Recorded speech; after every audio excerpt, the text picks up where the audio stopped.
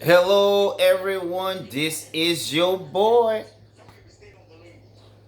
Director Marlon Green, debating the news. Let's see what they're talking about.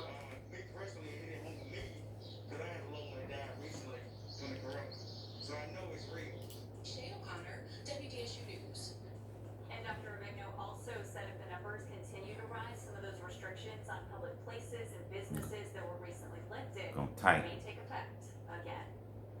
Well, at least 30 LSU football players have been quarantined after some of them tested positive for COVID-19. That's according to Sports Illustrated. It's believed some of the players may have been in the Tigerland area of Baton Rouge, which was recently linked to a cluster of cases.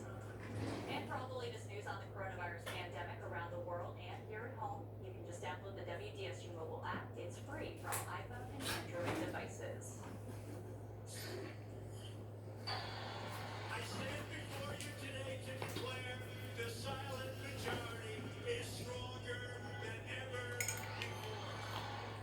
President Trump is back at the White House this morning after hosting his first campaign rally since the start of the coronavirus pandemic. The event was considered controversial because it was held during the weekend of Juneteenth celebrations and in a city that has seen a recent spike in COVID-19 cases. Reporter Jake Gray has the details.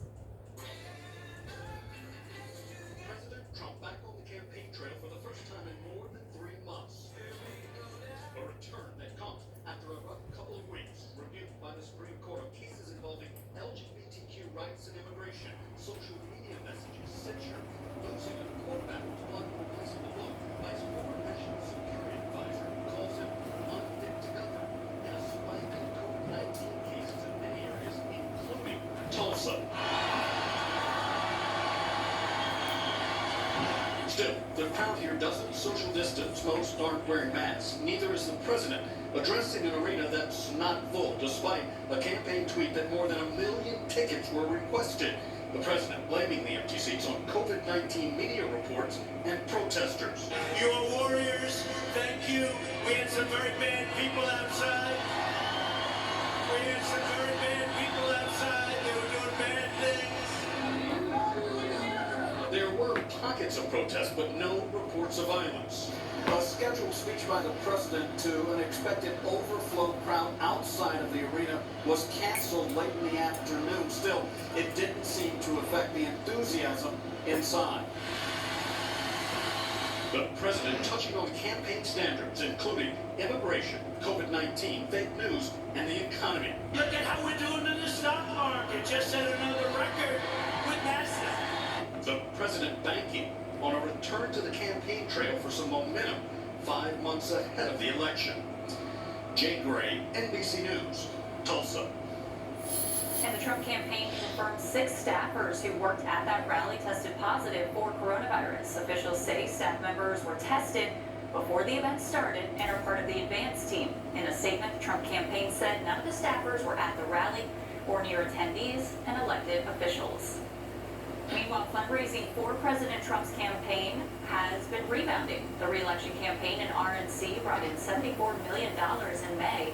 That's an improvement over April, but it's less than Joe Biden. As for cash on hand, the RNC and Trump campaign posted $265 million at the end of May. The DNC had about $100 million at last check. And Vice President Mike Pence also spoke at yesterday's rally. Pence talked about George Floyd's death and the fallout that has followed. He also discussed the issue of defunding police departments. There's no excuse for what happened to George Floyd, but there's also no excuse for the rioting, looting, and violence that followed. But one thing we're not going to do, we're not going to defund the police. Not now, not ever. And George Floyd's I don't agree with defunding the police, but diverting funds, I'm for some of them. As far as when the cops come, there should be social workers and other people, child protection agencies and other people able to come. I've been saying that. And our local leaders and politicians don't like individuals, don't like independents like me. It doesn't matter to me how much Joe Biden spent and how much President Trump spent. It's going to be a determination of turnout And President tried to block its release. we want to hear some debates, and I think that the book should be held by Mr. Bolton because President Trump is still doing his tenure, and this can have a political impact, and he can personally gain from classified information that he wasn't supposed to release. President Trump has a right to get rid of whoever he wanted in his administration. And we're going to see what happens after this.